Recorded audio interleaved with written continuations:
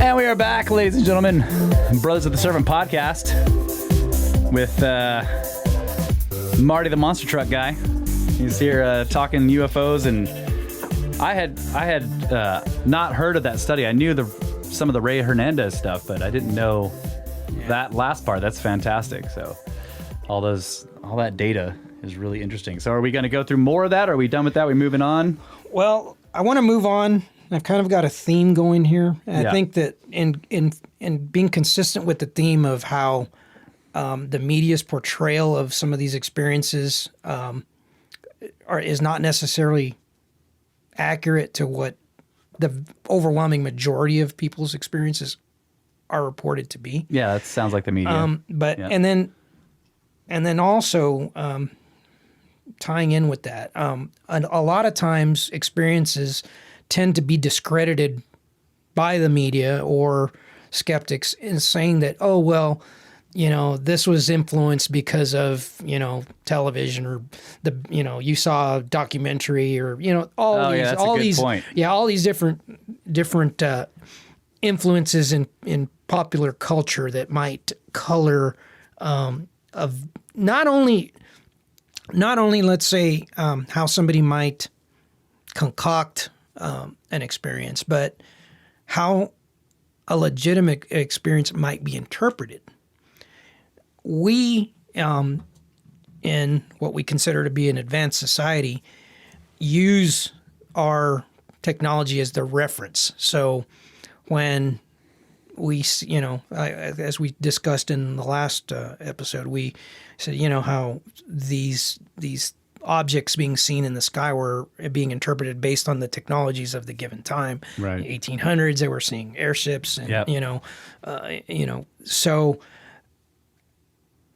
I looked for a case. I stumbled on a case that I think is really emblematic of how bizarre the phenomenon really is.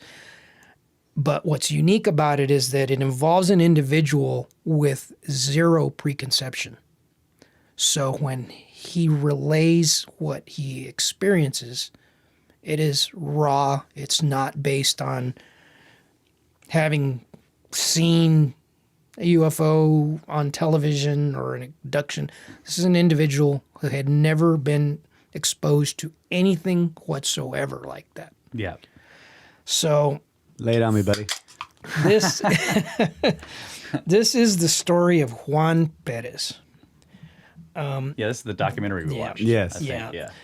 I first watched this and turned the brothers onto this thing because I was really surprised. It was impactful to me, emotional, and it really gave a very radically different perspective of how one of these experiences might actually affect someone's entire life. The name of this documentary, and I really encourage anybody that has any interest whatsoever in the phenomenon to watch this. It's called The Witness of Another World. It was directed by Alan Stilverman, and Jack Valet also plays a big role in this because Jack actually interviewed Juan shortly after his experience. Yeah, when he was still still very young. Yeah, so here in creating this documentary, Jack goes back and meets Juan, almost nearly 40 years later. Right. So it's really deep. There's a lot there that's open for interpretation because again, this is like the raw data. This is somebody just saying, this is what I saw. I don't know what it means, and I don't know what, so I'll kind of begin here and see if I can do this story justice whatsoever. Juan Perez grew up on a farm in Argentina in the Santa Fe province. When he was growing up, he was brought up by in large part by his grandfather, who was a gaucho, a gaucho is like a cowboy, I guess you could say, in Argentina. And they called him the Diablo Negro because he was a fighter, and he taught Juan how to hunt and fish and all. And Juan spent most of his time with him, but unfortunately, he passed away when Juan was 10 years old. A couple of years later, on September 6, 1978, again, Juan was 12 years old at the time. Early in the morning, about 6 o'clock in the morning, his father asks Juan to go out and do his daily chores, and his responsibility was to go out and herd the horses together out on this ranch. So Juan goes out on his horse Comet, and he goes out, and as he's riding his horse out into the field, he sees this fog bank rolling in, and as he approaches it, these three orange orbs start circling or darting around and circling him. And he, being a young child, he wasn't scared because he didn't really have any context. He had no real idea what they were. They just were lights moving around in the sky. And as he entered into the fog bank, he saw an object sitting on the ground. It was this large object sitting on these tripod legs, and he described it in the only terms he knew. He described it as a hut or a tractor. He recognized that it was some type of a machine, but he had no idea what it was. And but he wasn't scared of it. And he approached it, and as he got close, a door opened up, and from his description, it sounds more like an escalator type of device came down, and a tall entity came to the door and motioned for him to approach. As he got close, he tied his horse to one of the railings on this escalator thing, and he proceeds up into the craft, into this object. And once he's inside, he sees to his right this tall entity at some type of a panel, some type of a control board. That was to the right.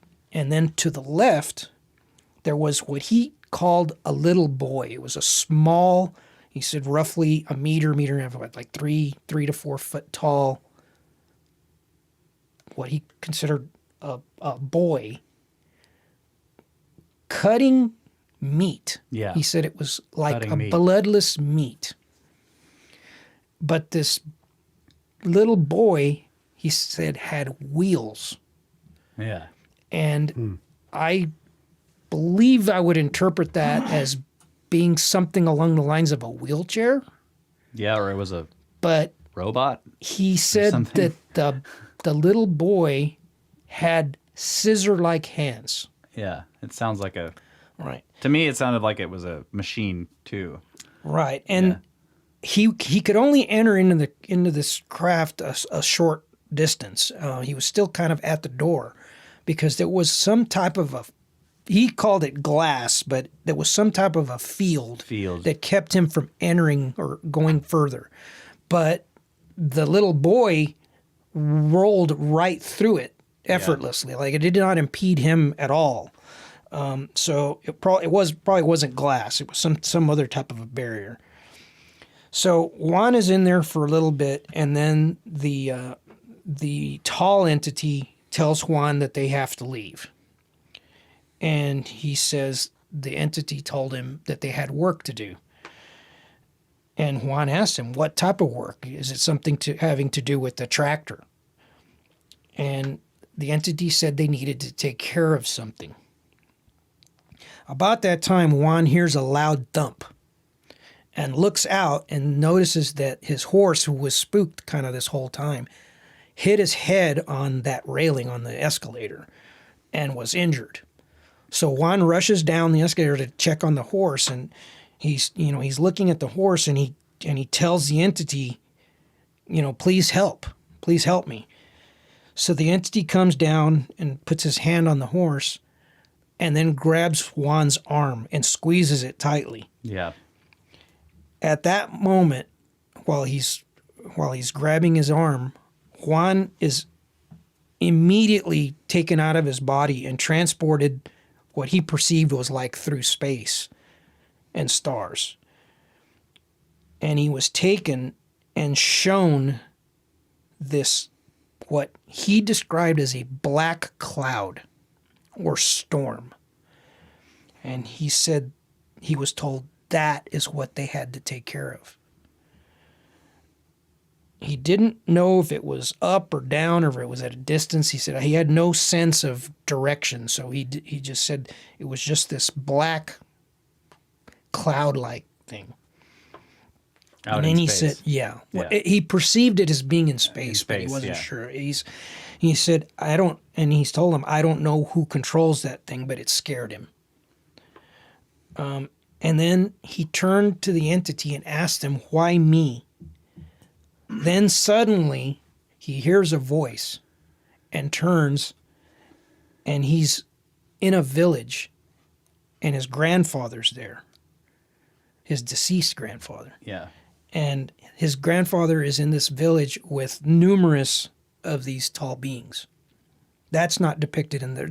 There's several things that are not shown or not depicted in the documentary. It does because mention- they were trying to simplify it, because there are a lot of little Yeah. facets of this thing. I think they wanted it reasonably easy to digest. It does mention though that his grandfather was part of the experience. Present, yeah. Right. Yeah.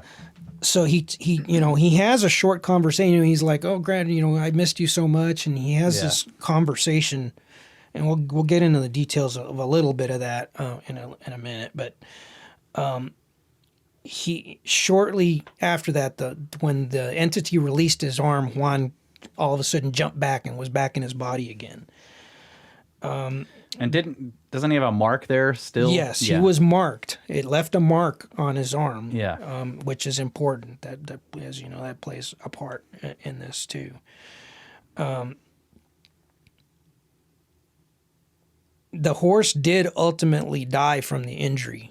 I guess he hit his head pretty seriously, but Juan was concerned that his father was going to kill him because his father was a very strict man, and that plays into this too because his father, being very serious and very strict, would never tolerate, flights of fancy like Fibs. this or anything like this, right?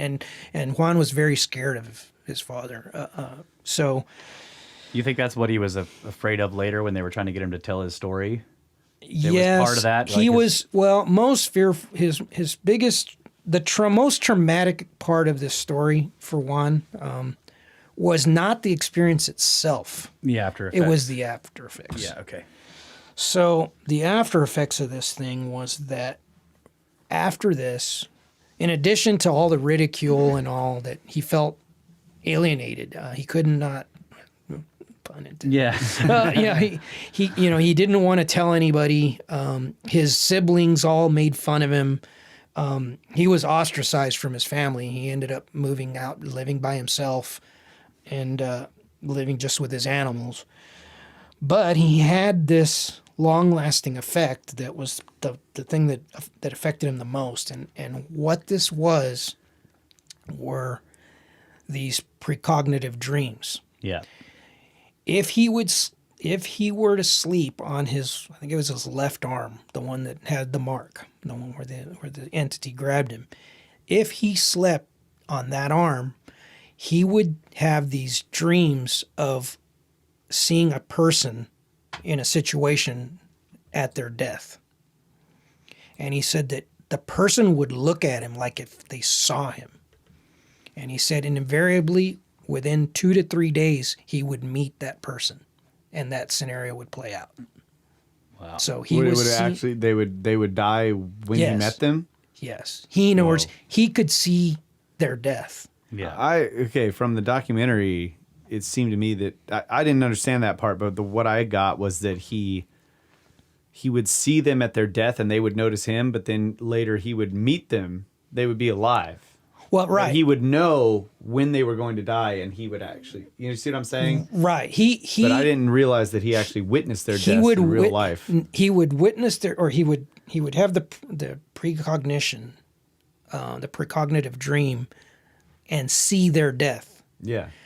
and that person would look at him like if they recognized him. He said that was part of it, which I found was kind of strange. But he said within a couple of days, he would meet that individual. And I interpret it as he would see that scenario play out, that death. And so is what I'm saying a possibility?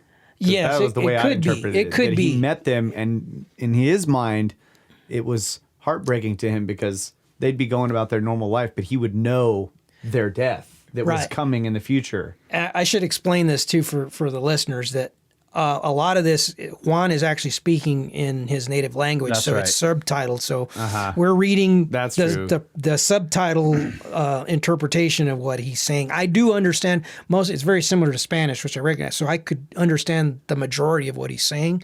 Were the subtitles accurate, mostly? Mostly, some things don't translate well. exactly. Yeah, okay. But yeah, I mean. Well, I could have easily misinterpreted it because, yeah, if I was reading it, it's probably a big problem. That's right. Right. So it was an audiobook, but it was in the wrong language, so you had to read it. Yeah. So there were a few things that were left out of the documentary, like I said. And one of them is that when the entity released Juan's arm and he popped back into his body and he was going to go back home, the entity took his glove off and told him, no one is going to believe you. Show them this. So the entity handed him this glove. And I just learned this. Juan actually put the glove on. And the glove, he said, felt like it was moving inside. I don't know what that meant, but that was. And so Juan took this glove, and as he was getting home, the 3 orange orbs that he had seen earlier came and took the glove away from him. Like they're a different. There was a fight going on. It's like they're not. It's like it's that those are a different phenomena, or even a different entity. Well, the people in the craft were saying, hey, we got to go deal with this bad thing. Yeah. And so maybe they were actually already dealing with it, and the orbs may be part of that. Yeah. The orbs are part of the bad thing. Right. So Juan, again, this affected him drastically. He became a loner. He moved out into the country, worked odd jobs, and lived with his animals. And he commented about how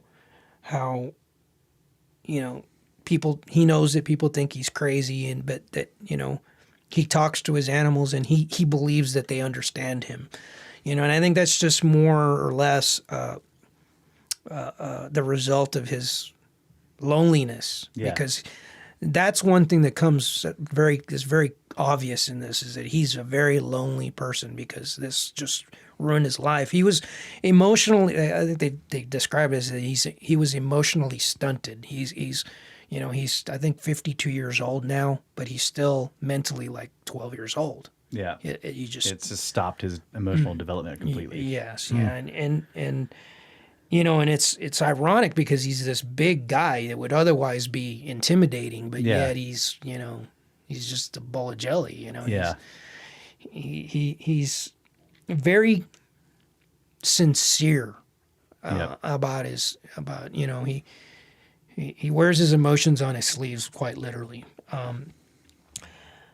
Couple of other important facts related to this thing that I found out, because I did more research into the incident, and came to find out that 2 days prior to this incident, they found 2 mutilated cattle on their ranch. What? That's what I was going to say, is the cutting of the bloodless meat. I was Right. like, man, that sounds like cattle Alan mutilation. Stearman, the director, asked Juan, "Do you think that had any connection to the meat that you saw them cutting on the craft?" And he said he thought it could be. He didn't say yes, but he said it was possible.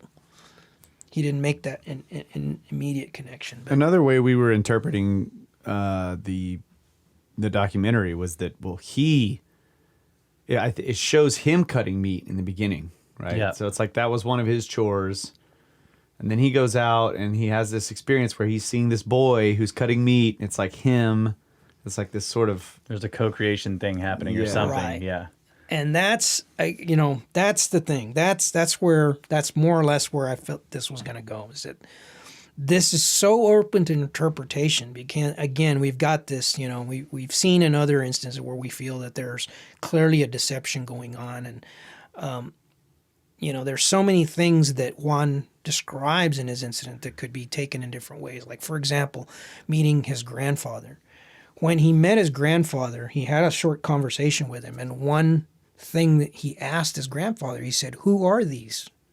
Who is this tall, this tall entity? Who is this guy?" And his grandfather told him, "Those are the tatas." And in their language, tatas means father or creator. That's right. I remember that. And there was there was an implication in the in the documentary of that being like an ancestry. Right. They are I guess their ancestry is It's an ancestor spirit, right? Yeah. The Guarani. But again, was that really his grandfather, or did they somehow get in his mind and pull out whatever they thought would comfort him most? Yeah. To maybe diminish the trauma of the situation, the mental trauma. I don't know, because they go to the tribe, that are his ancestors, and they're like, oh yeah, we know what those things are, and this and that, and it's all in their oral tradition. His whole experience and the things that are happening to him, they understand it. That was as part of their oral tradition. That was one of the most fascinating parts of the whole documentary to me. I mean, like Juan's experience, I think I've read about it before in one of Vallee's books. Yeah, it's in Forbidden Science. His initial encounter with him when he was young, right? But I had never all this follow up, and then with the tribe and this is his ancestral people. And all the stuff they were saying, like that woman that was one of the elders there, she was like, he needs to not fear this. Yeah. His problem is that he's afraid, and he needs to accept the experience and go back for more. And this is part of who we are. Exactly. Like, wow. I guess. Yeah. For all the stuff that you would want to record in your oral tradition, like they have this, like they have all of this information they hear his experience and like, oh yeah. Yeah. We know exactly what that is. For the listeners, just so they understand what we're hashing out right here, is that there are 3 shaman that are interviewed in this thing, and they seem very wise. They have a very different take on this, and as they, as the guys are saying here, that they were not surprised by this at all, and right. In their tradition, they believe that they interpret, in their belief system, they interpret things through their dreams. That's right. One of the shaman said that they believe that the premonition dreams that are being, this ability to have these premonition dreams were to show one that, in words, that these things were to make him believe that this was real. In other words, this event really did happen. And look, we can show you these things that actually come to play so that you believe us when we tell you that there's this other thing that he doesn't understand that is what they're most concerned of. Mm-hmm. Right. Yeah, now, what that cloud represents is where this earlier discussion that we had about perception, that some communications are verbal and some may be strictly visual, and they're open to interpretation. So what is this cloud? Is it something, is it a premonition of some coming cataclysm? Yeah. Is it, is it an evil? Right. And then that's another thing. the shamans say that they believe that the entities are holographic divinity phenomena. They describe these as that there are these entities that are that there are good ones and that there are bad ones. Yeah. And that they are indistinguishable. And some That's right. are here to help mankind, and some are here to And they said, impede our progress. yeah, and they our said development. something similar about dreams. The shaman with the cataract, right? The old guy with the one blind eye, Right. was saying like there are two kinds of dreams. Yes.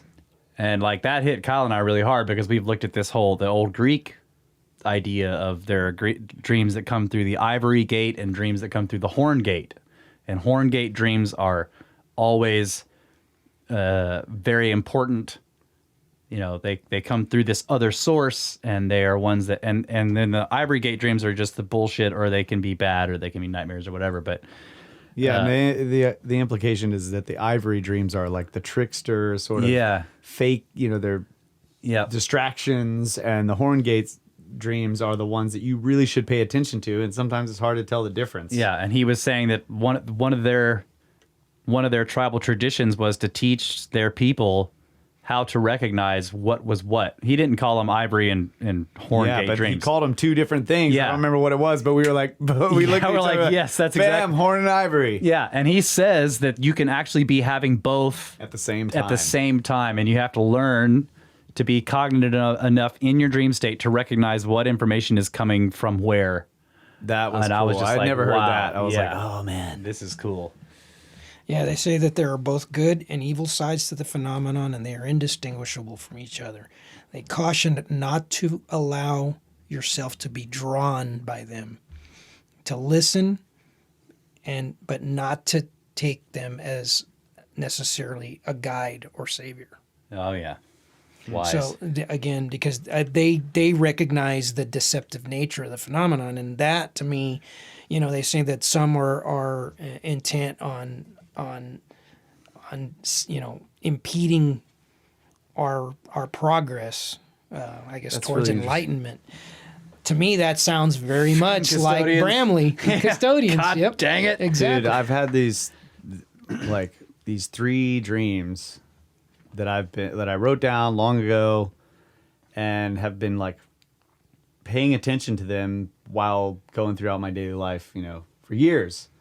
And there are always portions of these dreams that I was just like, ugh, like this is not right. Like it just seems not right.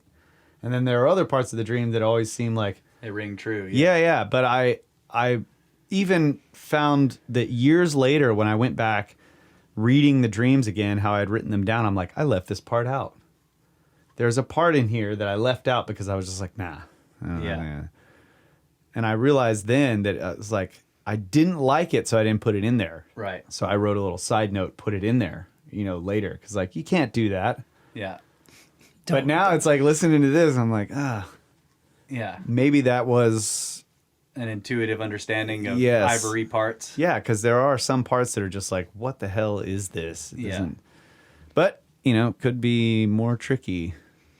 I don't know. Could be. Another part of the Hard to figure out. another facet of this that was left out of the documentary, actually because they didn't know it until after the documentary was finished. Actually, at the premiere, they had a little premiere for the releasing of the documentary, and they invited all of Juan's family. And again, Juan was kind of estranged from his family, and also Yeah. and they said that half the people in attendance were all relatives of his, and they brought him in and they all watched this thing, and they said by the time it was over, most of them were sobbing, and Yeah. because they understood the torment that he lived through for the past 40 years. They didn't understand what he had gone through. It was able to convey it finally. Right, but one that was affected was his mother, and this I thought was pretty wild. His entire life, Juan's mother was a rather cold person. She did not show affection, and one thing is she didn't like anybody to touch her. she didn't like to be hugged. She didn't, she just wasn't that way. That's just how Juan knew her. And everybody knew that's just the way she was. Well, after the premiere and all this, information of what Juan had gone through came out, she was very emotional about this and told them that the reason that she was like that was that she had been abducted when she was a child, and she has the same similar precognition that Juan does, that anybody that touches her, she sees their death. She has a psychometry. Oh, man. Yeah. So she's just her entire life not wanted anybody Don't to touch me. her. Yeah. Especially not her son. So that's, that's kind of consistent with the abduction phenomenon in that this tends to be, it seems like it runs in families. Yes, it does. That it goes through generations, and you have to wonder why. What is going on there? Why would there be a need to and some of these are multi-generational, where grandchildren and this, as far back as they can track this thing that so what's going on? They're keeping track of bloodlines. It's strange. I don't know. Isn't there something with Rh negative too? Something about that? I don't know too much about that. I've read where they've asked questions about that, but I don't know if there's real statistics on it. Yeah, I don't know.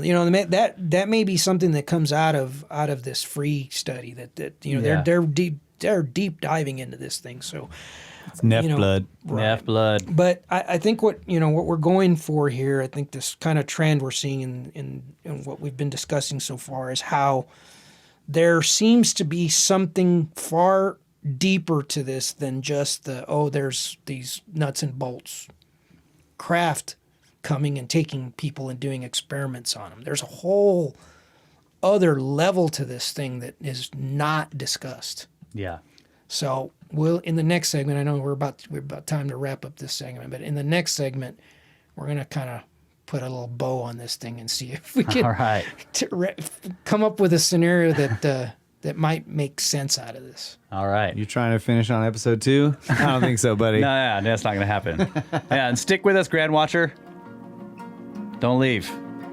This is going to be great. That's right.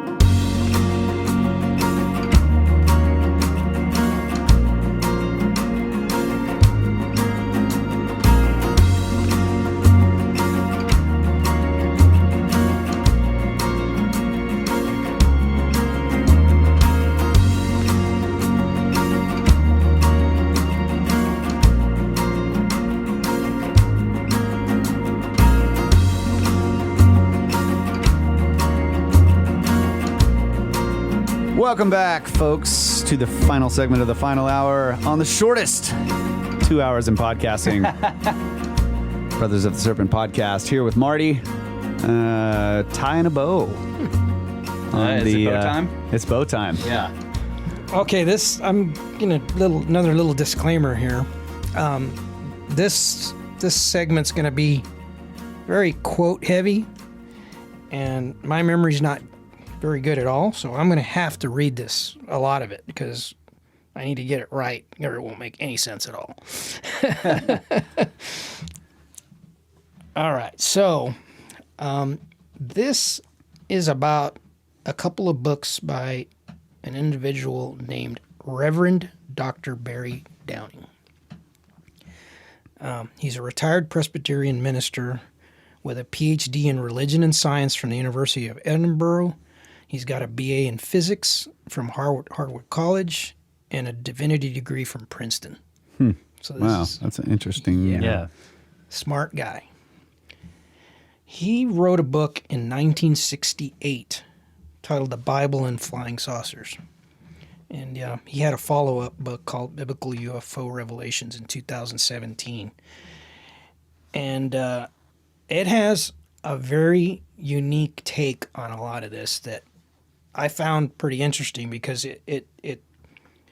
I would say beyond a shadow of a doubt, William Bramley had to have studied at least his, definitely Bibles and the Flying Saucer, because there are a lot of parallels between the things that they point out. Okay. Yeah.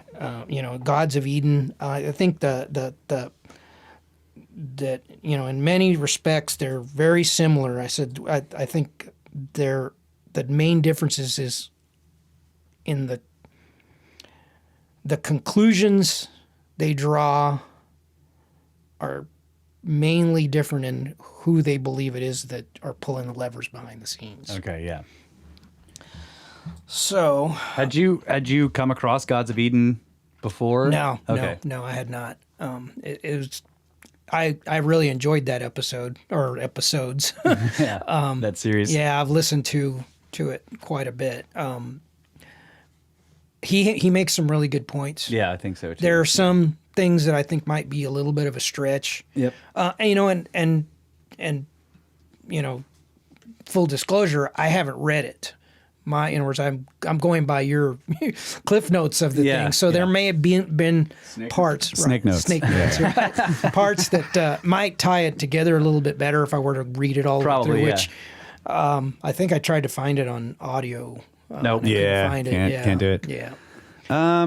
Go to the secret room in the Discord and talk to the secret guy who can give you secret stuff. That's right. That doesn't exist because it's That's secret. right. It's totally secret. Okay, so Reverend Dr. Barry Downing, when he was in high school, which this would have been in the 50s, he was impressed with the work of Donald Kehoe. Yeah. He read. His father gave him Flying Saucers Are Flyers Real. Are Real. I think Yeah. when he was in high school, it made an impression on him. And he thought to himself that if UFOs are here now, they very well could have been here 3,000 years ago, 10,000 years ago. It made sense.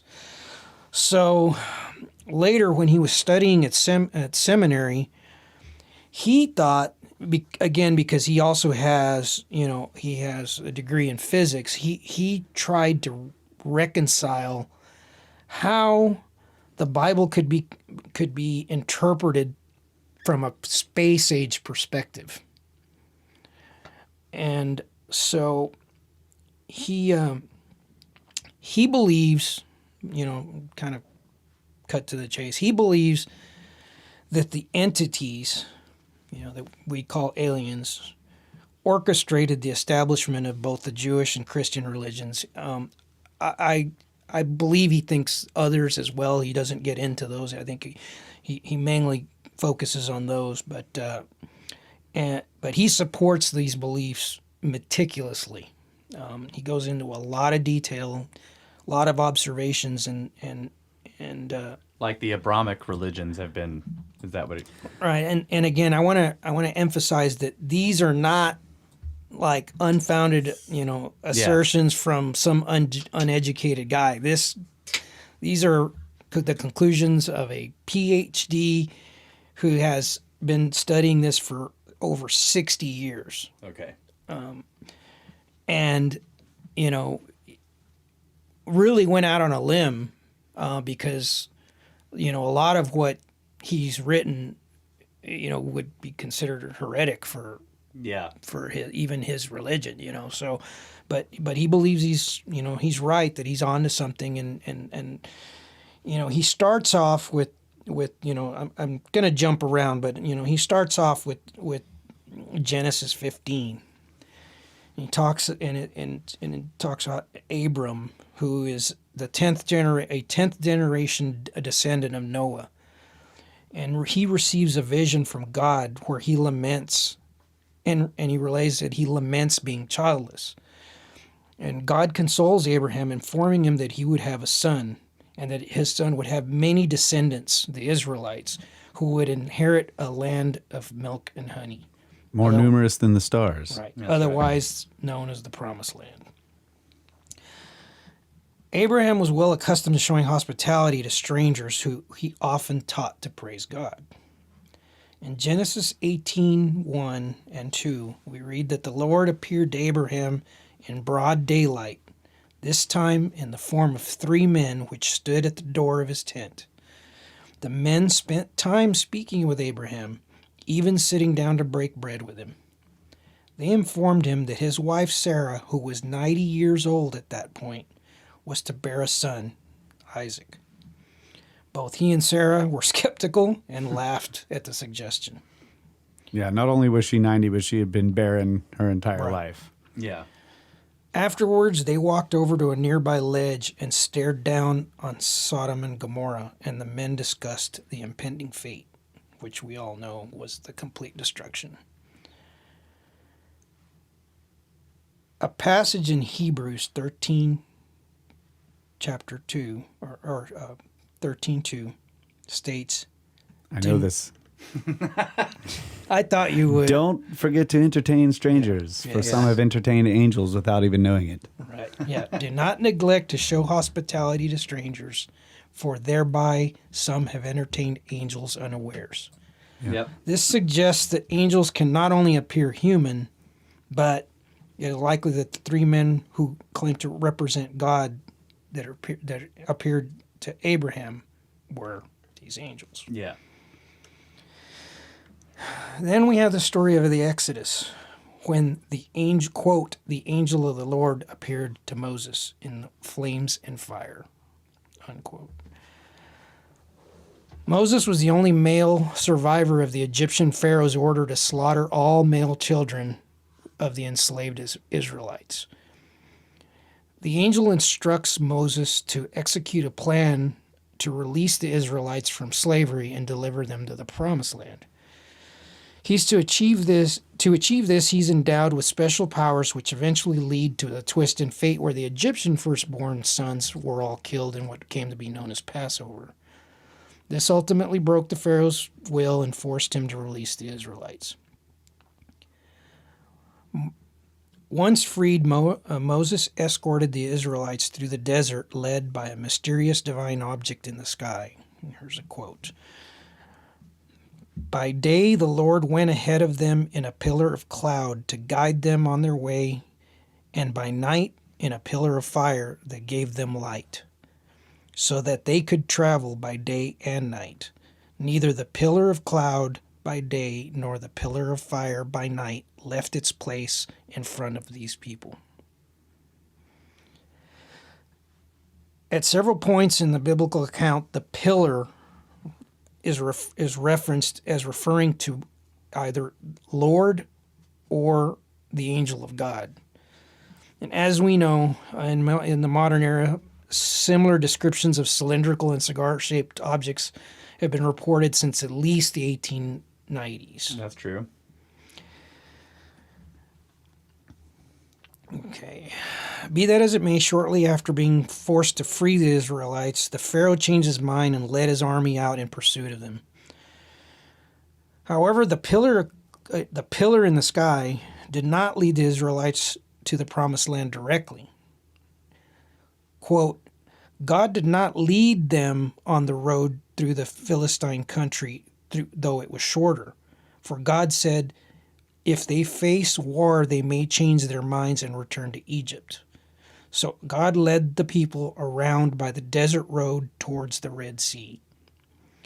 This route would seem illogical in light of the Egyptian army in pursuit, as it entrapped the Israelites between the banks of the Red Sea, where they would have no chance of escape and would surely all be slain. Then the Lord said to Moses, tell the Israelites to turn back and encamp near, I'm going to butcher this up here, Phi-Herethos, between the Mogdol and the sea. They are to encamp by the sea directly opposite Baal Zephon. I will harden the Pharaoh's heart, and he will pursue them. But I will gain glory for myself through Pharaoh and all of his army, and the Egyptians will know that I am the Lord. You need to do your Samuel L. Jackson. And they will know that my name is the Lord when I rain my vengeance upon thee. That's great. Fearing that they were about to be slaughtered, Moses' followers asked, what have you done to us, bringing us out of Egypt? It would have been better for us to serve the Egyptians than to die in the desert. God responded to Moses and said, "Why are you crying to me? Tell the Israelites to move on. Raise your staff and stretch out your hand over the sea and divide the water so that the Israelites can go through the sea on dry ground. I will harden the hearts of the Egyptians so that they will go in after them." Yeah. So he repeated the hardening Hardening the twice. hearts. And it was interesting, too. He says, I will gain glory for myself. Like, really? Yeah. Really, guy? But this unequivocally establishes the fact that this was a premeditated trap set for the Egyptians. Yeah. Yeah, one that they were, like, led into for slaughter. Because he's implying that he's making them do it, in a way. Yeah, well, it's not surprising after he slaughtered all the firstborn children. That's true, but the he sons. had just gotten done slaughtering all their firstborn, too. Yeah. Right, so here's the next quote. "Then the angel of God with the pillar, who had been traveling in front of Israel's army, withdrew and went behind them. The pillar of cloud also moved from in front and stood behind them. Coming between the armies of the pillar of cloud also moved from in front and stood behind them, coming between the armies of Egypt and Israel. Throughout the night, the cloud brought darkness to one side and light to the other, so neither went near the other all night long." So here we're told that the pillar had moved between the Israelites and the Egyptians, and for the first time, it had always been leading them, and now it moved behind them, in between, and it illuminated them while keeping the Egyptians in the dark. And the next quote: "That night, the Lord," again, the pillar, "drove the sea back, and with a strong east wind turned it into dry land. The waters were divided, and the Israelites went through the sea on dry ground, with the wall of water on their right and on their left." Downing explains that, well, let me read the next, and then I'll say what he says about this. He says, the next quote is, "The Egyptians pursued them, and all the Pharaoh's horses and chariots and horsemen followed them into the sea.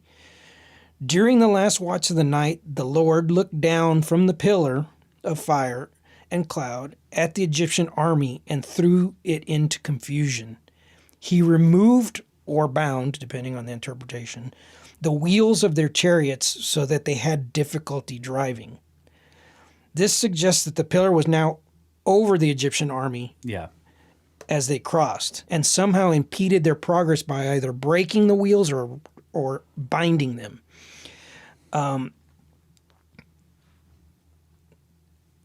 Some people have interpreted or tried to suggest that they were stuck in the mud. It says specifically twice, dry ground. Yeah. So the next quote, "At daybreak, the sea went back to its place. The Egyptians were fleeing towards it, and the Lord swept them into the sea. The water flowed back and covered the chariots and horsemen, the entire army of the Pharaoh that had followed the Israelites into the sea. Not one of them survived." In the wake of the event, the Israelites feared the Lord and put their trust in Moses as his servant. They continued through the desert, where they eventually ran out of food. Yeah. Then the next quote. "Then the Lord said to Moses, I will rain down bread from heaven for you. The people are to go out each day and gather enough for the day. In this way I will test them to see whether they will follow my instructions." Bananas. Gave him bananas. They looked towards the sea, and there was the glory of the Lord appearing in the cloud. The people of Israel called the bread manna. It was white like coriander seed and tasted of wafers made of honey. There you go. Velikovsky, sounds like banana chips to me. Velikovsky discusses manna in Worlds in Collision, suggesting that it may have been some petroleum byproduct debris ejected from a meteor, but modern science. Recently, the VTT Technical Research Center of Finland is developing a product utilizing hydrogen oxidizing bacteria, which produces a dry powder that is 50% protein, 25% carbohydrate, and 25% fats and acids. This is a complete food derived out of thin air, just like manna. Wow. Manners. We have all these dumb names for bananas. You gonna eat some manners? So, okay, now the Israelites continued on their journey through the. Now I'm having this problem like last time with the what was it, grunge? Kept saying grunge instead of grudge. Talking about Foo Fighters. That's right. Okay, so the pillar led them. Well, until, okay, hold on, because you were going to give us something that the author had said, and then you said, yeah, in the book. He goes into pretty good detail about what he thinks is going on here. He believes that the propulsion system of the craft is what he said was maybe some type of microwave radiation is what not only moved the water back, or divided the water, but also dried the ground. And he goes in explaining how there are a lot of UFO landing incidents where the ground appears to have been baked. He also says that the electromagnetic effects of this may also, he says, assuming that the chariots of the Egyptians were using axles and spindles that used I don't know, bronze, I guess at that point. It would have been some form of metal. yeah. That the electromagnetic effects could have caused them to dry out if they had grease or anything, to dry out or to just heat them up and cause them to seize. Because the way it's described, it says they either broke or They were bound. Yeah. Right. So he, again, this is it's a pretty in-depth book, and I'm just giving brief highlights of it. Again, anybody that finds this interesting, I encourage them to read it. And his newer book as well. It has even more detail. So the Israelites continue their journey. I almost did it again. Okay, so their journey through the desert, and they're led to the foot of a mountain. And the Lord spoke to Moses and said, "The Lord, pillar, will come down on Mount Sinai in the sight of all the people." But it also warned, quote, "Put limits on the people around the mountain and tell them, be careful that you do not approach the mountain or touch the foot of it. Whoever touches the mountain will be put to death," unquote. Yeah. And this passage suggests that the pillar is hazardous to their health in some way. So, quote, "Mount Sinai was covered with smoke because the Lord," pillar, "described or descended in fire. Smoke billowed up from it like the smoke of a furnace, and the whole mountain trembled violently." Some have suggested that may have been a volcano, and that's another thing that he goes into why that's so unlikely. And as we know, Moses went up up the mountain to speak to the Lord and was given the commandments. I think Sitchin or Velikovsky called that a theophany, that whole part of that story, which I guess is like a physical or manifestation of God to humanity. Him coming down onto the mountain, they all saw it and witnessed it. Yeah, he in this take, he is not suggesting that that Moses was necessarily dealing directly with right. God. Yeah, This was a representation. yes. So, and then the next quote: "When Moses came down from Mount Sinai with the 2 tablets of the covenant laws in his hand, he was not aware that his face was radiant because he had spoken with the Lord. The Israelites saw Moses' face was radiant, and they were afraid to come near him." Yeah. It goes on to say that he started wearing Veils. a veil. Yeah. And that he would only remove it when he would go back up. So, again, there seems like there might have been some type of radiation or electromagnetic effects or something that were affecting him. Like he became like the radiant beings that are so often reported in.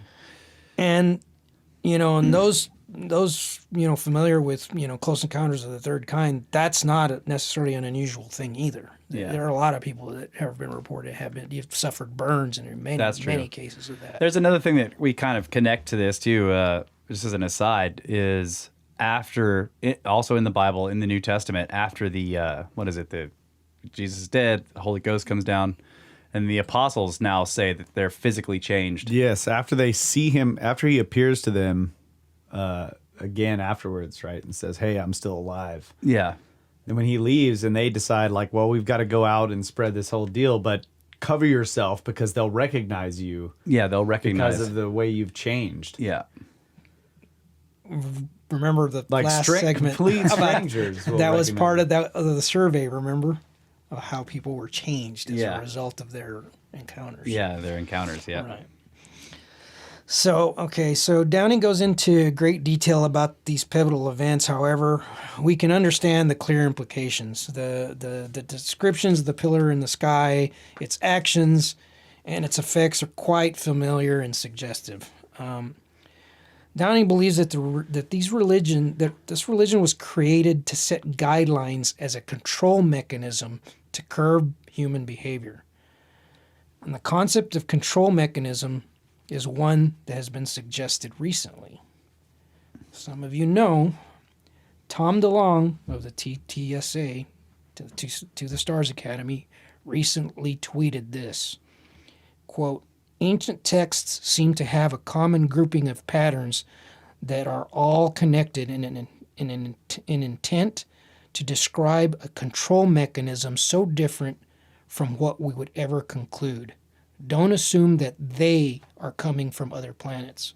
This is also where the conversation gets disturbing," unquote. Reverend Downing suggests that the control mechanism was introduced into society through what he defines as targeted intervention. I mentioned this to you. I told you a little story. I didn't after the last recording. I know someone who absolutely has unquestionable veracity, who has relayed a story where his mother and sister had a visitation and were shown how to escape from a Holocaust prison during World War II. Oh, yeah. That I'm quite certain happened exactly the way he says it did. And it was successful, right? Yes. Yeah, this escape was. That would be an example of one of these targeted interventions. Yeah. Is that like, I mean, I know you don't know this, but it's almost like they're preserving that line of people. Like, if they contact the same bloodlines, wow, they're like, okay, they're all about to die, so we've got to preserve some of them. So here we go, targeted intervention. Here's how you can escape. So some of them get out, so that line continues. Wow. Yeah, and there's certain parts I can't talk about, but I gave you a little bit. But there was a reason for this. It would seem, following exactly what you just said. Okay. So, in addition to the direct actions, the target interventions include the use of human surrogates. This functions similarly to a teacher calling a student up to a chalkboard to serve as an example for the class. Reverend Downing believes that the Jewish people were a control group selected to serve as surrogate teachers for all of mankind. The stories of Abraham and the Exodus and the handing down of the commandments suggest a premeditated plan which unfolded over many, many generations. Yeah. And the agents entrusted to execute this plan were the angels. Quote, I mean, how many generations was it between Abraham and Moses? Well, Abraham was nine. He was 9 generations past Noah. Yeah. And the Exodus happened. That was when the promise was made. The promise of the promise. That's what I'm saying. That's So a it was long right. time. Yeah. Oh, yeah. We're Yeah, talking he's like, we're gonna centuries probably. Yeah, he makes the promised land promise to Abraham, and then however many generations later. Right. There was clearly something being set up. Yeah. 200 Yeah. years or something. So the next quote: When the Most High gave the nations their inheritance,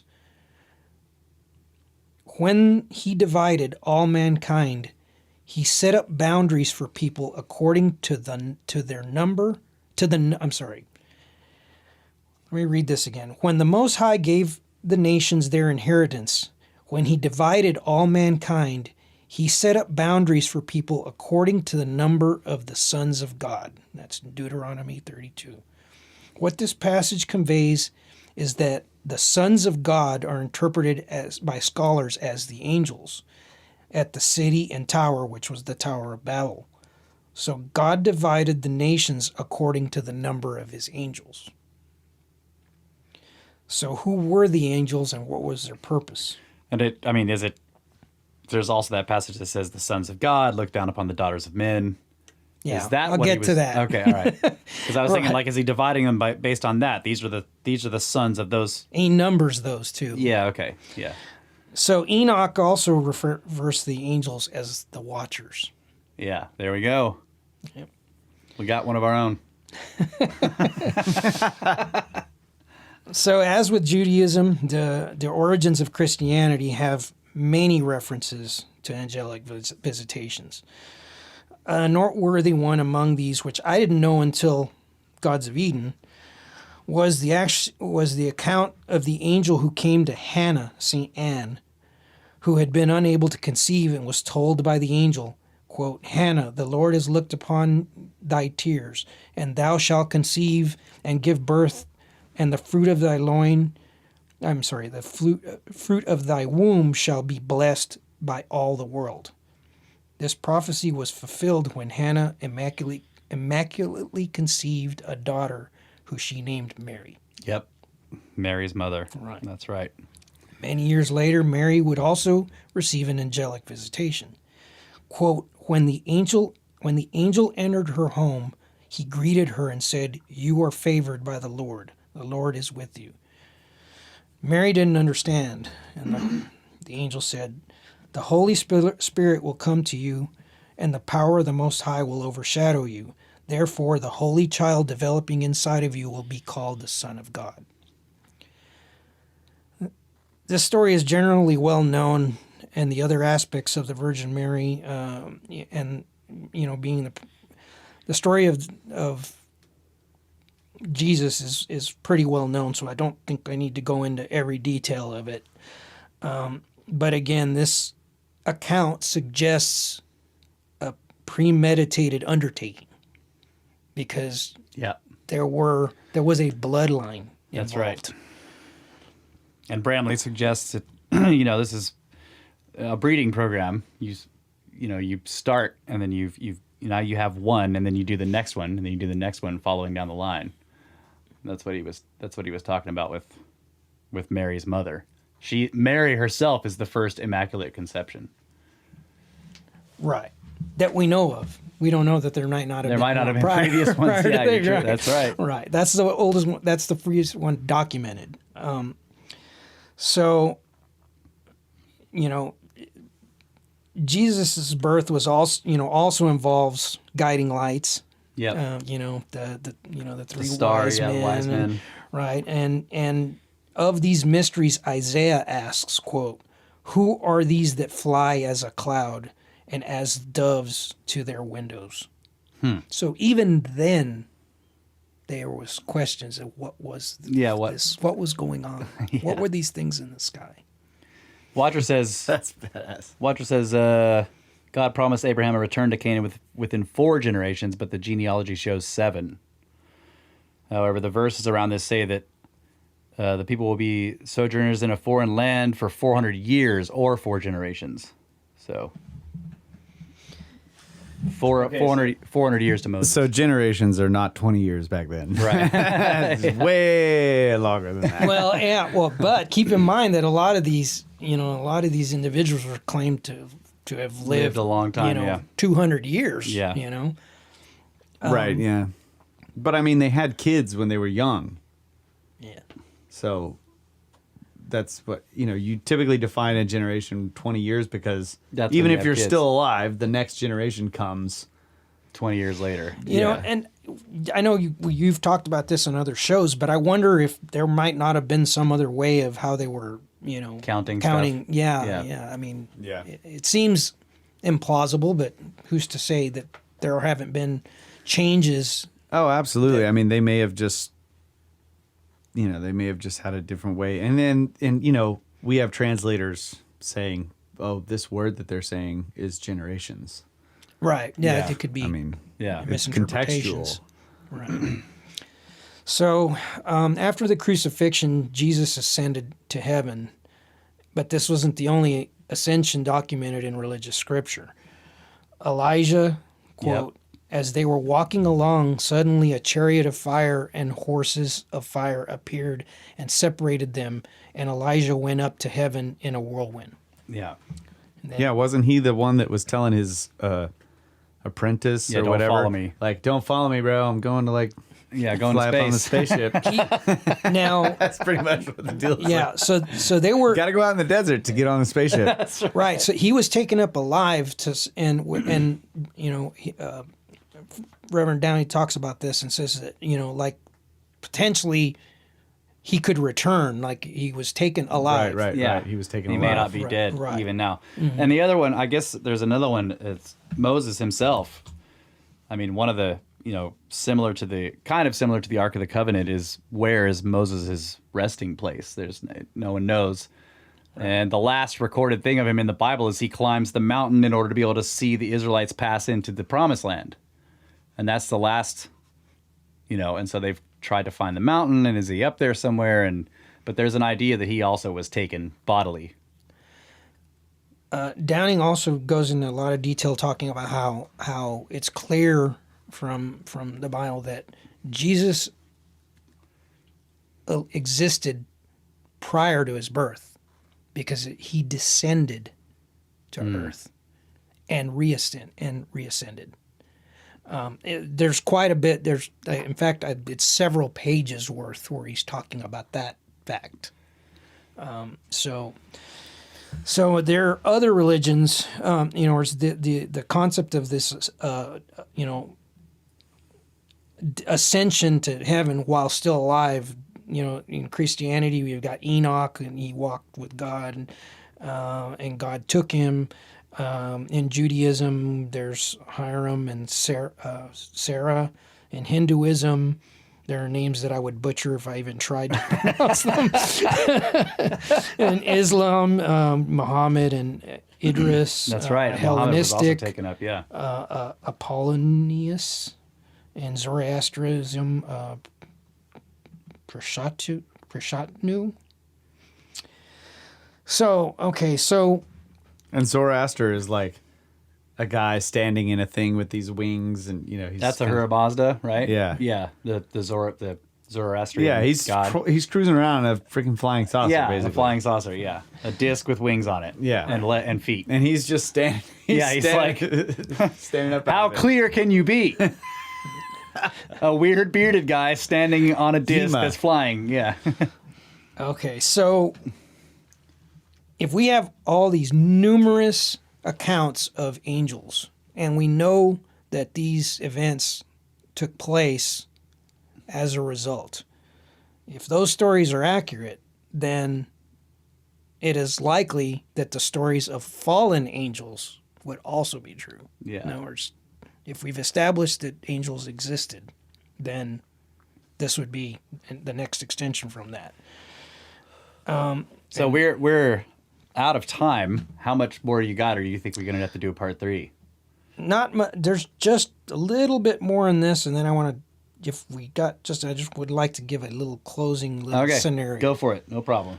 All right. Well, we can also take a break if you want to just like finish this and then close it up after the break or something. Finish we tying can, up we the can, bow. We can take the break now if you want. Okay, let's do it. All right. Secret 5th segment coming up, folks.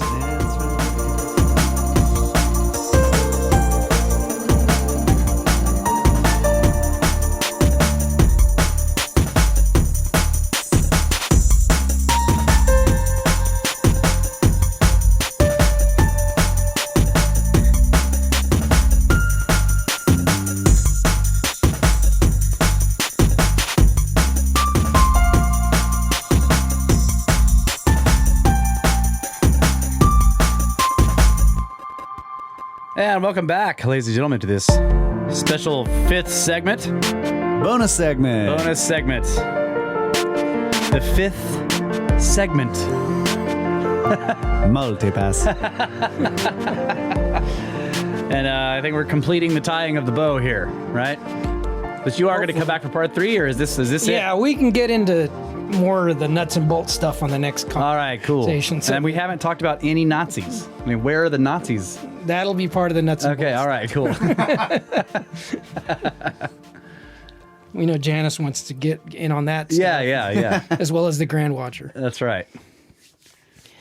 All right, so in the last... Wait. Janice is a nuts and bolts guy? Come on. No. He's read a lot of books about, the end of World War II and this phenomena. So, All right. yeah. Cool. I wasn't buying that. No, yeah, don't. He's not. Okay. Yeah. Okay, so when we were talking about the fallen angels, and I was going to read this quote here from Jude. It says, quote, "The angels that did not keep within their original authority, but abandoned their proper sphere, he has kept in darkness, bound with everlasting chains for the judgment of the great day. As Sodom and Gomorrah and the surrounding cities, following a pattern like theirs, committing sexual sins and perversions, lie exposed as warning of the everlasting fire awaiting those who must undergo punishment." This reference to the book of Enoch suggests that angels have free will. Yeah, Right. that's right. Enoch says that there were 200 fallen angels named that he called the Grimoire, who mated with mortal women, and their offspring were the Nephilim. Yeah. Nephas. Yep. I can't help but thinking about the hybridization episodes. Yeah. Yep. So, And Enlil some of getting you, mad. Yeah. right? So some of you might know that there have been that connection to the demons is an emerging trend in ufology, but it isn't a new one. Five-star General Douglas MacArthur Yeah. in 1951 made a speech that he repeated again in 1962, almost verbatim. So this was no accident. He was making a point. And in part of that speech, he said this: "We speak now in strange new terms of harnessing the cosmic energy, of spaceships to the moon, of ultimate conflict between a united human race and the sinister forces of some other planetary galaxy." Such a scenario parallels Bramley's premise that there are malevolent entities, the custodians, which are intervening in our society to confuse, distract, and impede our progress towards unity and enlightenment. It is not only conceivable, but evidence suggests that these entities, good and bad, have had a hand in guiding our biology and our societal development. But the drivers of these theoretical biological robot bodies could be something more fundamental: the soul. Yeah. With consideration of the theory that the U.S. government has purposely leaked information to the public for decades, I'll note one interesting offhand anecdote mentioned in 1991 by Bob Lazar, of all people. Okay. It's quoted in the book Alien Contact by Timothy Good. According to the orientation documents he was provided when he began his employment at the S4 facility, the pilots of the craft that he was to study referred to humans as containers. Which is, this is true, begs the question: containers for Containing what? Yep. Osiris livers. That's right. So I kind of given this it's really just kind of an overview, but of an entirely different take than these are aliens from Venus or, whatever, pick a planet, and they're or coming. Or meteorite.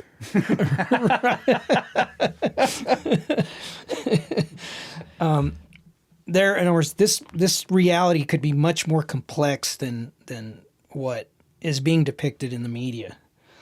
But I want to end this with just this little hypothetical scenario, and just kind of, it's flawed. It's got some flaws in it, but it's something to think about. I spent a little bit of time thinking about how all these pieces kind of fit together, and kind of came up with this. And I've got to read it because I can't remember it all. So here we go. So imagine a transcendent force that possesses the technology to construct drones or robots to perform necessary tasks. As the technology improves, increasing numbers of drones are developed to perform supporting functions. This would eventually result in an ecosystem where certain drones perform major functions while others perform tasks which simply ensure or enhance the performance of the higher level platforms. This would establish a hierarchy where each level of machine performs specialized tasks for those which supersede them. In such a system, it is likely that the developers would continually modify and improve the platforms at all levels to promote efficiency. To aid in this, the developers would also likely program self-learning capabilities into the software running the critical platforms. As the self-learning functions progressed exponentially, they would eventually reach autonomy, otherwise known as AI, artificial intelligence. That AI would at a certain point develop the ability to create its own surrogate drones, which would eventually achieve their own level of AI, and so on. So given millions or billions of years of development, the systems would eventually span from the subatomic to the galactic or universal in scale. As in a system so vast, it is exponentially more unlikely that each layer would be unaware of the true number of layers above it the further down it resides within the hierarchy. Now, if the omnipotent force responsible for such creation was non-physical, it would likely incorporate the use of intermediaries to interface with the physical nature of its creation. These intermediaries would assume a management position overseeing the functions of the subsystems. The managers or watchers would be entrusted with permissions which might appear supernatural to the underlings. But the managers would still be bound by the edict of their creators.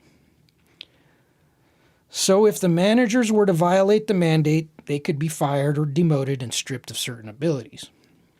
With a finite number of managers overseeing the ever-increasing number of subsystems, they may need mechanical devices to aid in their monitoring of their designated territories.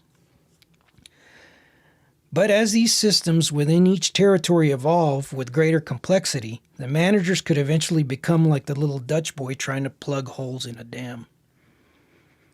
To keep autonomous AI-equipped subsystems from reaching singularity and running away uncontrollably, potentially becoming a threat to the hierarchy or the entire ecosystem, the developers would surely introduce control mechanisms to stabilize their advancement and keep it within manageable parameters. Comments. Maybe those control systems would come in the form of pre-programmed internal mechanisms which limit service lives. Other control systems could introduce viruses that cause damage to the computer systems, causing them to shut down.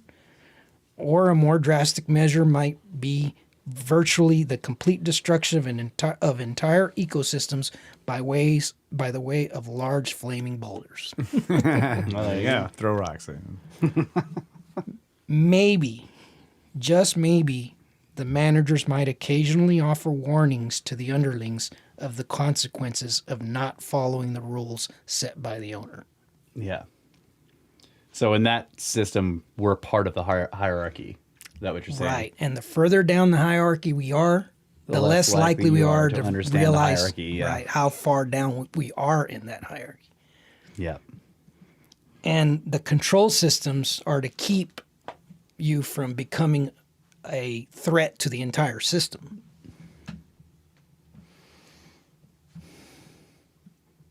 It's pretty nuts and bolts, in a way. To a degree, right? And it's just I guess this is sort of a take on some skeptics of the UFO phenomenon. Say, a civilization that advanced, we wouldn't even be able to recognize their technology. Well, that's my point. In other words, if in a scenario like this, it's conceivable that everything from the subatomic level to entire universes could be technology. Their technology, yeah. And there was an article that just came out, I believe it was today, I saw talking about how the universe could be a neural network. Yep. So that kind of fits in with this scenario. Yeah. Yeah, and that's, I mean, it doesn't have to be nuts and bolts. I mean, if the whole spirit part is part of that system somehow. Well, that's sort of where I was suggesting that if these angels, which are entities, managers, yeah, they're watchers, a couple of steps up, right? in the hierarchy. They are responsible for overseeing a certain number, according to Scripture, a certain number of people, the subsystems. If we're increasing in numbers, well, they're not necessarily increasing in numbers, so they're having to oversee more and more area. They may need technology to be able to achieve their job in order to accomplish their jobs. So, in other words, and I think another thing I want to point out is I think this is what's happening. You're using a technological scenario or metaphor for something that may not necessarily be nuts and bolts tech. Yeah, or it could be both. It could be both. Yeah, yeah. There could be a certain element of there is a technology. hierarchy. It doesn't necessarily have to be looked at as being all computers and stuff. I guess I have this feeling myself. I look at, and that's why I felt that I had to give my 2 cents in the discussions, the evolution discussions and stuff, because I believe we're a technology, us as humans. I think that our biology is a technology. Yeah. You look at the extreme unlikelihood that we happen by chance and how the cells work and and the RNA and all, it's just that's where that doesn't necessarily create a conflict with my spirituality, because that's where I consider the soul a completely separate element from the machine. Yeah. To like mangle a quote, sufficiently advanced biotech is indistinguishable from life. Right? Exactly. Yeah. Like in the similar way that sufficiently advanced technology is indistinguishable from magic. Right. And Richard Dawkins, the supreme skeptic or atheist, I heard him say some right. I'm going to paraphrase. He has a quote saying, I think in that documentary Expelled, he's asked, if you had a chance, let's say you die and now you're before God, why, what would you say? What would you say to him? And he said, I'd ask him why he went to such great lengths to hide his existence. And I look at that completely the opposite. I go, you're not recognizing that the evidence is right in front of you. Yeah. You're so accustomed to it, you don't see the forest from the trees. Yeah. Yeah, that's a good point. Yep. I like that quote from Watcher. There are no atheists in a foxhole or a biochem lab. That's great. Yeah, that is good. So that's where I'll leave it. I believe there's a lot to think about. There's a lot of subtlety in some of the things that I kind of brought up, but they all tie together. And to go back to the beginning of this thing, this scenario would be one that would I believe would be fairly unacceptable to most of the population, because the materialist reductionists would not like the idea of a creator and saying that evolution did not happen as they suggest. But at the same time, organized religion wouldn't necessarily like it, because it suggests that maybe they were creations as a control mechanism, and not necessarily entirely as many people were brought up to believe. Right. So that would be something rather difficult for any government to come out and say. Yeah. It's a lot easier to say, oh yeah, there are people coming from other planets, but they're so far away. They don't pose any threat or anything. Yeah. They pose no physical threat. Exactly. No, just I guess that, so we come back to the mass panic or whatever would happen. I don't know if it would be mass panic. But this is not much different than, what people would encounter when they, I guess, some people who might be atheists or whatever have this inspiration with some religion, and they're faced with this idea that there was some intelligence behind their entire existence and the existence of all humanity and all life and the universe, and that there's a purpose and that they have a job to do, and that after they do it, they're going to be going somewhere else to be doing other things. I mean, this is kind of the same deal. It's like looking at this whole thing that you've laid out. It's like, this is a spiritual, physical thing. There's like really big forces that are beyond our comprehension that have had a role in our existence, have a role in our destiny. And this And sort it's of very similar to what an organized religion would be telling you. And it fits with Edgar Mitchell's quantum hologram theory of consciousness thing, that all of these different phenomena are all part of the same phenomena. It's all linked. The near-death experiences and the outer body experiences and all the UFO encounters. And in a way, when you read the ancient texts, the accounts of these people who went and did all this stuff and they had these experiences, and then you compare that with the modern situation going on where there are these people that are taken up into heaven and they're shown these things. It's like, okay, so the stuff that happened in the Old Testament is still happening today. And eventually all of this stuff will become ancient. It will be written down or carried on in oral tradition, and future peoples will find it, and maybe they'll develop brand new religious systems based on some of the accounts that are and they'll theorize about today. why we were doing the things we were doing. Yeah. But I wanted to... And they'll be going, how come the angels don't come down today and take a look and see what How come the angels don't land on the White House lawn? Yeah. I wanted to take it back to that because you said something, maybe it was in the first segment, you're talking about Ray Hernandez and his story. And that part where he's sort of snatched out of his, I think this is what happened. He's snatched out of his body while he's driving.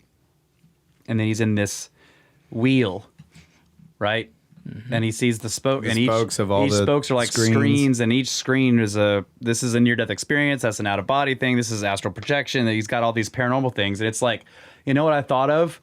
Was he was pulled into the system, but he was never shunted down one of the experiences. So he just saw all the possible paths, So they yank his consciousness out, and now he's in the program, but he didn't get sent down. Okay, let's send him down the OBE, That's right? some nice imagery, right? divided by 0 right when you got there. It's like, yeah, the computer's like, error, no command, and he just didn't get sent down one of them. So he saw all the possibilities. That's what I thought of. I was like, wow, that's really cool. He got yanked into the paranormal experience hub, and never got sent down one of the paths. Very good point. Very good point. Very good observation. All right, man. Thank you so much. As always, it's been a blast. heck yeah, man. I can't wait for the next one. You gonna finish reading that book and come back with real information next time? I'll try. Like I said, I think the next one we're gonna get into some of the nuts and bolts stuff and some of the more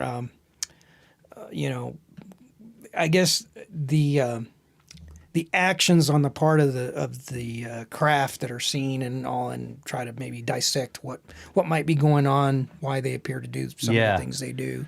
So there's certain things, there's certain consistencies in that are kind of perplexing, you know. Yes. Bodies of water and their connections to that, and nuclear facilities. I'd also like to get your take on, you know, how do people that are kind of new to this subject, you know, what would, like, suggestions you have for how do I go out onto the internet and look at all these videos and figure out what's what, you know, like, I mean, I know you can't say, well, here's how you determine what's real and what's fake, but you've been looking at this stuff a long time, so I think you probably have some things to say about it. So we could talk, like, you like Suspects Guy. They have interesting things, right? UFO researcher extraordinaire, thrice removed. Yeah, I mean, I do try to stick with the names of, you know, researchers that are, you know, this. Unfortunately, this you know, it's become an industry of its own. Yeah, and there are a lot of charlatans out there. I'm very skeptical of people that claim to have all the answers. Yep. I think that this is a very complex phenomenon or phenomena, depending on how you want to look at it. You know, that's kind of the irony of this, is that we've been I'm really big on pointing out that it's phenomena. Yeah. But now we're suggesting, no, it's a phenomenon that encompasses all of these different aspects. Even the giant flying doors. Yeah, I think those are military. Those are military. Dang it. You know, and they can't be just like sky portals. You know, if you and I know that's something that you're not particularly interested in, but there's a lot to that end of it too. What is our true level of development today? What is state of the art? I don't, there's hints, but I don't know. I mean, there very well could be capabilities far beyond what we would ever imagine would be capable out there. I'm interested in it if it seems to have stemmed from recovered materials. And that, But if we're just talking about another B2, I'm like, all right, great. It's a flying triangle. I think it's important to use. You need to have a yardstick by which to measure the other, like something relevant, something that gives a sense of scale to things. And I think if you don't know where we are now, how can you assess whether something that was seen at a in the past at some point might not have been something that was some brand new then top secret, state of the art military. Yeah, that's all fair. Yeah. That's really what I use that for. Although I'm a techie guy. I love anything technological anyway, but but I do tend to use that. I do research the development of certain aircraft that might resemble things that might have been seen. I take real exception. Again, I don't know if I mentioned this in the last one. There's a good bit of there was a report released that was saying that a lot of the sightings back from the 50s and 60s were secret, aircraft development. It was the U-2. I'm like, okay, so let's just think about that for a second. And you're saying that UFO reports were that of an aircraft that was specifically designed to be undetectable, flying at 70,000 feet. If we're talking an SR-71, you're talking 95,000. A-12, 95,000 feet. You're not going to see it. Yeah. You know what I mean? It's ludicrous to suggest that that's what these people were reporting. Right. And it's not going to be like motionless over the desert. And they don't make erratic maneuvers, Right. Yeah. There's just all these, it's just like, you got to be able to come up with a better story than that. So yeah. We'll get into that next time. Cool. Well, I'd like to say that one of the things I liked about this episode was looking at the whole spiritual aspect of all of this. Kind of makes me think back on my past and like, well, what types of experiences have I had that I may have interpreted in one way that could have been part of this phenomenon? Yeah. Right. That's pretty cool.